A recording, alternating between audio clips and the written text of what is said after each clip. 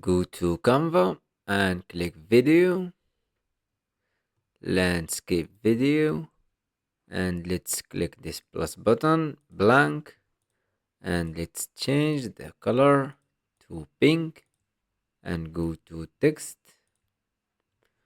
Let's type our text and let's change the font. Let's use Anton and change the color to the same color that we use in the background and go to effects, glow, and increase the size and drag it to the left side. Place it like this. Go to animate, baseline, click on enter and change the direction. Choose the left arrow and decrease the speed and duplicate.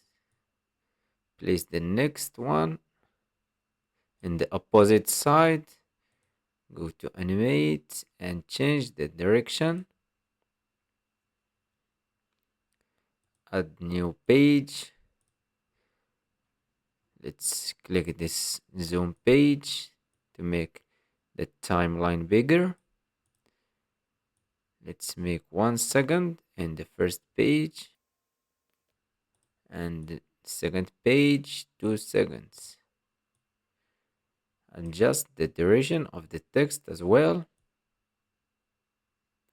and add transition. Choose circle wipe, choose out